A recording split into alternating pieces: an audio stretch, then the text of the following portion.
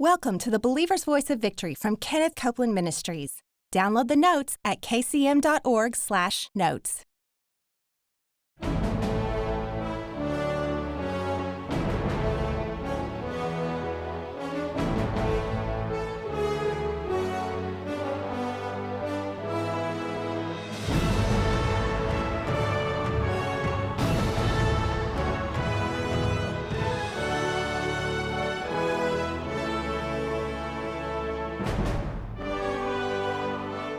This is Pastor George Pearsons, and welcome to this very special election broadcast of the Believer's Voice of Victory. We're so glad you're with us today, and we're going to be talking about voting. Bishop Keith Butler, David Barton, and I are going to make absolutely sure that you are going to vote. You are going to vote. Is that right?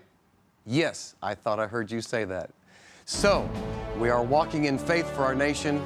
Let's go to our conversation right now. One of the things that we endeavor to do at our church is to provide voter guides for people to be able to study. It really does take some research because, you know, most of the time people don't know who they're going to vote for when they go into the polls. They don't even know the names on the polls. They've seen the presidential name up top, but when it gets down to Justice of the Peace Precinct 3, I don't even know who that is. And that's where I really sense, I'm being convicted myself, where we need to be informing our congregations, going back to the role of the church.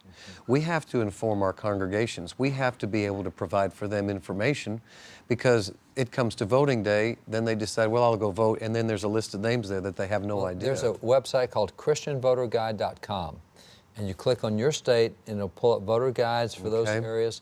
And you can do that. The other thing the churches are doing now on a regular basis is they're setting up candidate forums.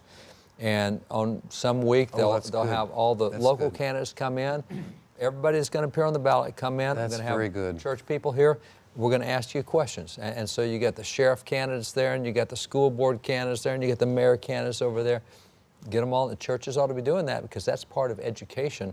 And that's certainly something the church should do, because you want to cast an informed vote. You don't want to cast a stupid vote. Yeah, when I was a candidate for city council and elected in Detroit, the primary way in Detroit was you went from church to church to church.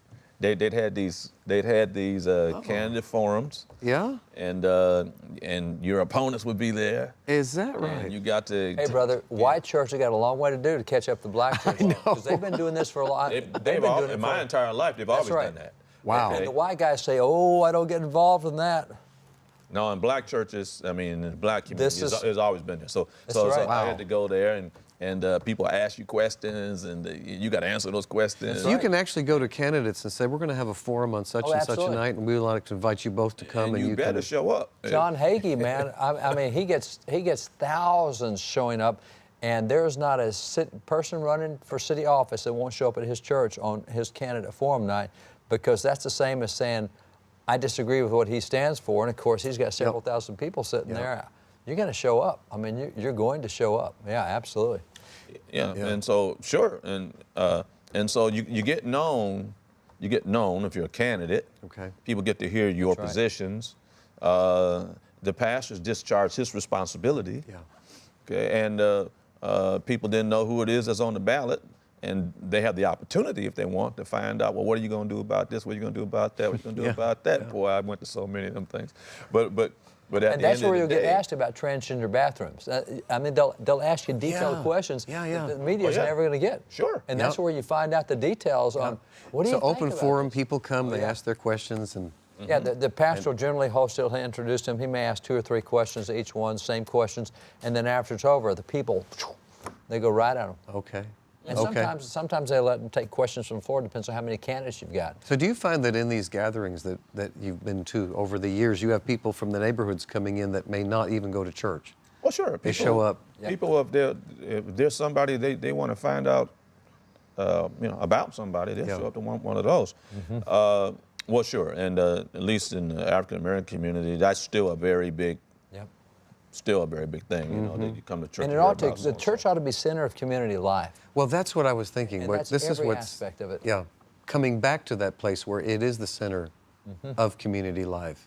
It's taken a back seat to soccer games and cheerleading and... Well, we've given it a back seat because we no longer do relevant things that draw people in from the community like we used to. Yeah. And that's part of the role of the church, or part of the fault of the church, is we're yielding to stuff and not giving really value-added type of things to the community. One of the questions I often ask pastors is, you know, if you stood up in your church on Sunday morning and announced we're going to close our doors and next week we won't have church, on Monday morning would the city leaders be lined up at your door saying, no, don't leave, you add too much to the community, we got to, would they even notice if you're gone? Yeah. And that's where we are in too many places now. The city wouldn't even notice if you're gone. Yeah. And that's not the kind of value the church should add. But today, you know, candidates have websites, and many of them have voting records. It's all online. A lot of it is. You can find still a lot before you even come to some place where somebody might be. You see.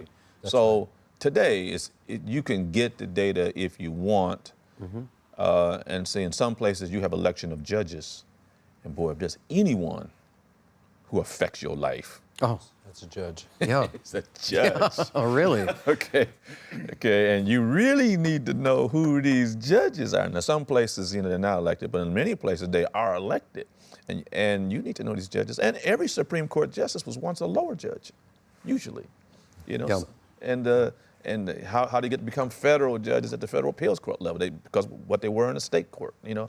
And so it's a process of working your way up. Right. And that's also why it matters, because if you elect a guy for dog catcher, you don't know that guy may one day turn out to be governor. That's exactly right. And I'm going to jump on that because in the same way that he was in office, I was in office, and people think for whatever reason that having my endorsement helps them somehow, so they'll ask for my endorsement.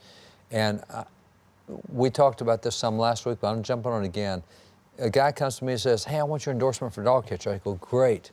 Tell me what you believe about abortion. Yeah, there you go. He goes, wait a minute, time out. Yeah, what does that have to do? Dog catcher. I said, yeah. But you know, you might not stay dog catcher. You might run for school board, and then you might run for city council, you might run for mayor and say, and it's a heck of a lot easier to knock you off as a dog catcher than it is to knock you off as a governor. That's true. And if you don't get that screening started right there, that's your farm team. And you want to get the right farm team because they're going to go to the major leagues someday, and you want the right guys when they get to the major leagues. And dog catcher is exactly it. You bore in, you ask them about marriage, and that I got nothing to do with the animals. No, but I want to know your worldview, because I don't want you close to government if you got a bad worldview. He's talking about the power of incumbency. 90%, at least 90% of all incumbents win, because they have built-in advantages. Right. Okay, so it's hard to knock off an incumbent. And by the way, incumbent judges is higher than that. It's almost 99% on incumbent judges. Yeah, you know, so you gotta pick them off at the very beginning. I was one of the few people that beat incumbents to get in. I ran ahead of 2 incumbents. That hadn't happened for a quarter of a century in the city I was from. You want to ask all those things now. That's right. Because once they get there, they now get name recognition, and most people just pull the ballot on it because they recognize the name. Okay, so name recognition is big. So once they've been elected, they can keep going. Like I said, that dog catcher one day may be governor. That's right. Imposing on your life everything from what happens to your children, the taxes or money comes out your pocket, whether or not you can defend your family with a firearm or anything else. And all started when he was first or just a local official. Well, you take a man like Greg Abbott, and governor of our state, and where did he begin? Where were his beginnings? And all of a sudden he's Texas. Texas continues to be very biblical in its values. We are traditional marriage. We are pro-life. We are parental rights. We are very pro-parent. We are very pro-church involvement. And it's because we elect our judges. And we've had a number of judges across the last 10 years that would give a ruling for gay marriage. Well, he wasn't elected the next time he was judge. He was gone. Everybody who's been an activist judge in Texas has been thrown off by the people. And by the way, Kansas has a massive retention election for their judges this time. And there's some really bad incumbent. There's only one good incumbent judge in Kansas. The other guys have been activists in the Supreme Court. But retention elections run between 98 and 99% return. Man, if you're in Kansas, look at those judges. There's voting, there are voting comparisons out right now on those judges. Check them and look at them. Get those guys gone if they're activists. the reason people complain about who's on the ballot in the fall, that's a choice between the bad and the worst. Well, that's your fault, because back in the primaries, there were some good guys that you didn't move out of the primaries. That's right. And that usually happens on all the parties. That's right. And what we have is, you look at this small percentage, it's only a fraction of that votes in primaries. And if Christians would get involved in the primaries and say, I'm going to make sure the good guy gets forward so that we got a good choice in November, I would love to see a day sometime when Democrats and Republicans are fighting over who's got the most biblical candidate in the fall. But that will not happen if you don't get involved in the party process. And people say, well, I don't want to seem partisan. I want to be neutral.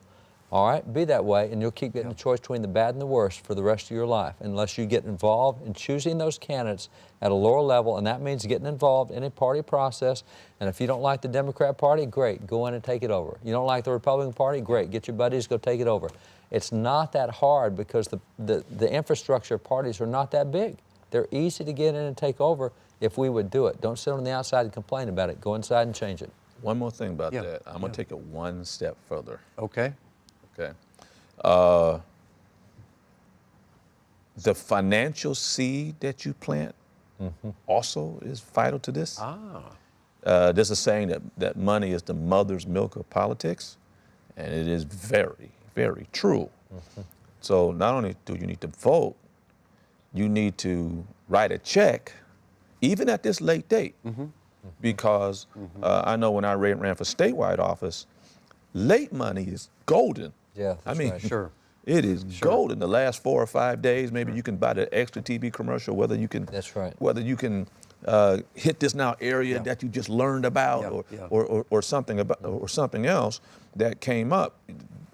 That money is really important, particularly in the primaries, because the parties then support whoever came out of the primaries. So now they may get some money, they may get some help, they may get some support, but that born again, word Christian candidate may not get any support from any party apparatus, and the only money they may have may be just what they personally invest, and just some checks that will help people get over the hump. Well, may determine again whether or not in the fall who you get is the really good candidate from that party, or whether or not you get one. They may be of the party you want, but And I would encourage people to do one other thing, and that is go online and look up George Washington's farewell address. Okay. In his farewell address, he talks about the danger of loving a party more than you love principle. Now, he's not against parties. You have to have, easiest way I can say it is, a party is nothing more than a car. It's going to take you somewhere.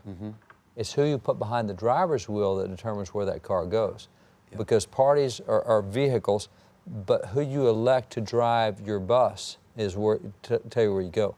So Washington talked about parties, that's not a bad deal, but when you love your party more than you love your principles, now we got trouble.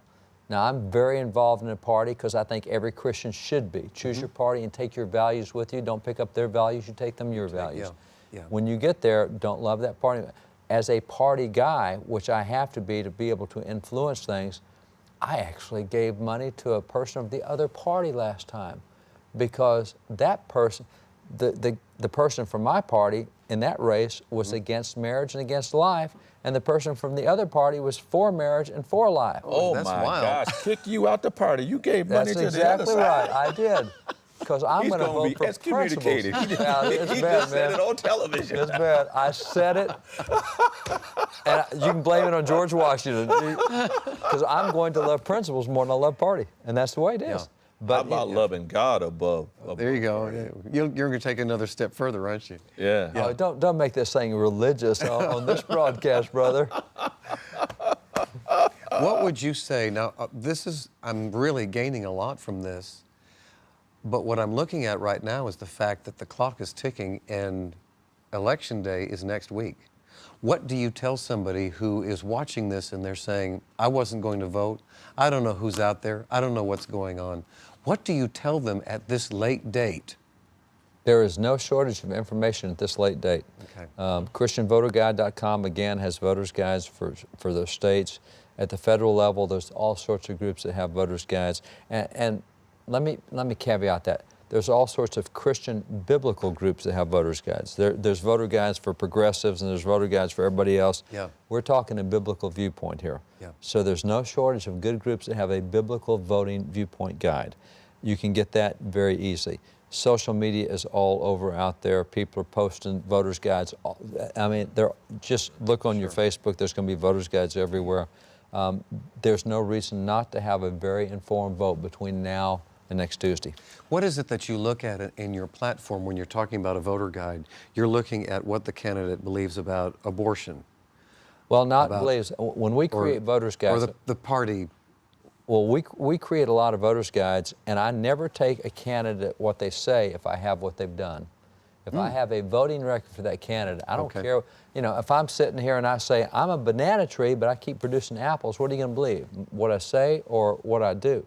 And so anytime I create a voting guide, and we create them at Wall Builders all the time, National Black Robe Regiment, we create them for pastors and churches, is if there is a voting record, if somebody's an incumbent, we will take what they have done.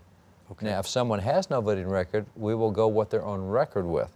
Interviews they've given, we will go to their websites, we'll go to letters to the editor, whatever they've done, and we typically take 7 to 10 issues that have very clear biblical underpinnings. Okay. And we will look at where they are in life, on parental issues, at Israel, what they do with Israel, what they do with choice and competition and education, things that you can point to very easily, sexuality, transgender stuff, rights of conscience.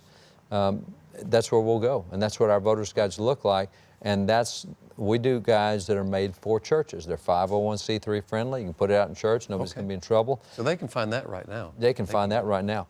That's easy. The next thing is that you go to Proverbs 3:5, trust in the Lord with all your heart, lean not to your own understanding, and acknowledge Him, He'll direct your path. You seek the Lord about, all right, now I'm armed with information, okay, who do I, whatever. And then I would tell you, since you still got a few days left, okay, not only should you vote, you should write a check to whoever it is you're going to vote for that the Lord gives you, and do it right now. Send the check, because I'm telling you that late money matters.